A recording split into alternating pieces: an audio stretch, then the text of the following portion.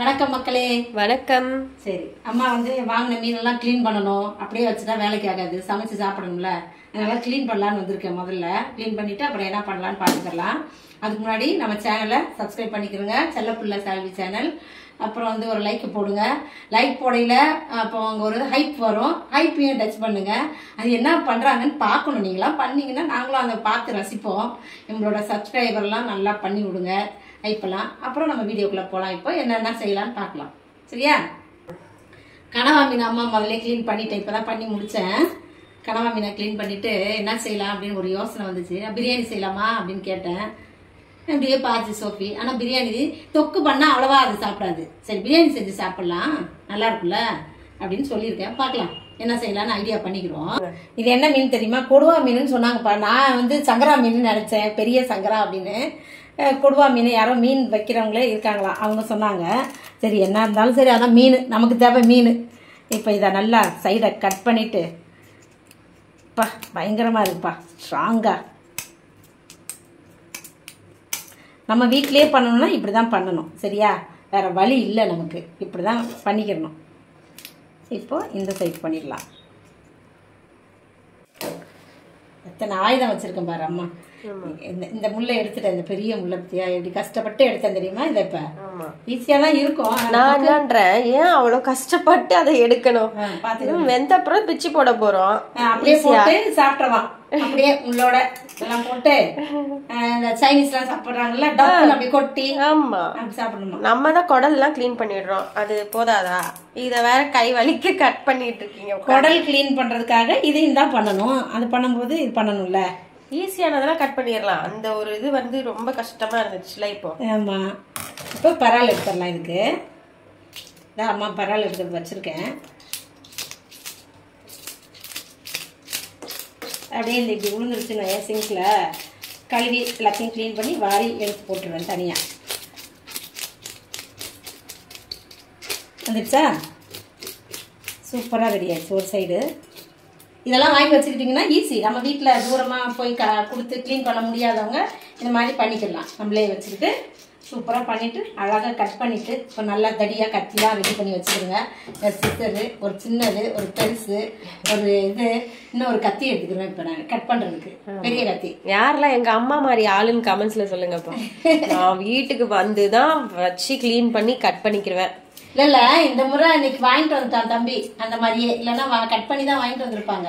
இல்ல தம்பி அவன் வாங்கிட்டு வருவான் கட் பண்ணி தான். அங்க இருக்கும் போதெல்லாம் நீங்க வந்து வீட்டுல வச்சுதானே கிளீன் பண்ணுவீங்க. ஏதாவது சின்னதா இருந்தாலும் சரி, பெருசா இருந்தாலும் சரி, எல்லாத்தையும் வீட்டுலதான் வாங்கி அப்படிதான் கொடுப்பாங்க. ஆனா மார்க்கெட்ல போய் கடையில கொடுத்து பண்ணலாம் நம்ம. இருந்தாலும் நான் கொடுத்து விட மாட்டேன், நானே பண்ணிக்கிறேன் அப்படின்ட்டு பண்ணுவேன். ஆனா இப்ப வந்து இன்னைக்கு தம்பி இல்ல, எங்கேயும் கொடுத்து விட்டு கூட பண்றதுக்கு. தம்பி வந்து டூருக்கு போயிருக்கேன். ஆமா, வாங்கி கொடுத்துட்டு போயாச்சு அவரு. சண்டே மண்டே தான் வருவாங்க.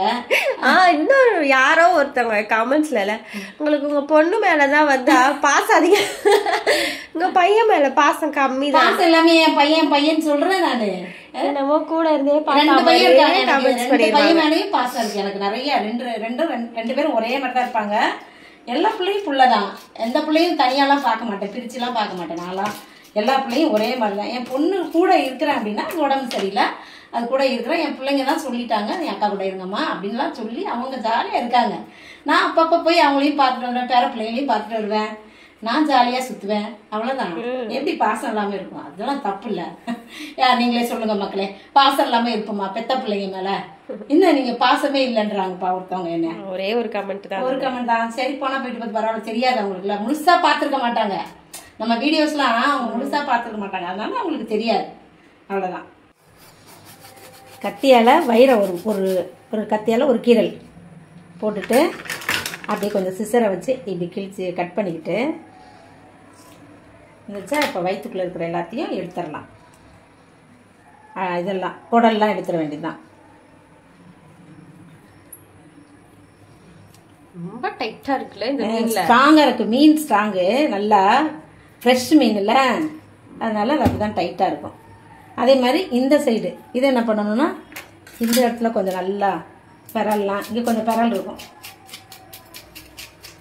நான் நல்லா சிங்கெல்லாம் நல்லா கழுவிடுவேன். எல்லாம் டெட்டால், இங்கே டெட்டால் இருக்குது. அப்புறம் வந்து இந்த இதெல்லாம் இந்த டெட்டால்லாம் போட்டு வாசமாக கழுவி வச்சிருவேன்.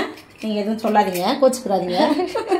என்னம்மா இப்படி பண்ணுறீங்களே இங்கே கிச்சனில்? வேறு என்ன பண்ணுறது? நம்ம வீடு சொந்த வீடாக இருந்தால் அதுக்குன்னு தனியாக ஒரு இடம் வச்சுருப்போம். மீன் க்ளீன் பண்ணுறதுக்குன்னு ஒரு தனியாக ஒரு இடம் வச்சு அப்படிலாம் செய்யலாம். இந்த இதையும் எடுத்துடலாம் கையால். கையை உள்ளே விட்டு கை பார்த்து தான். அது கொஞ்சம் முள் மாதிரியே இருக்கும் இந்த பரல்லாம். அப்படி என்ன பண்ணணும்? கை ரொம்ப ஒரு மாதிரி இருக்குன்னா சிசர் இருக்கவே இருக்குது. சிசர்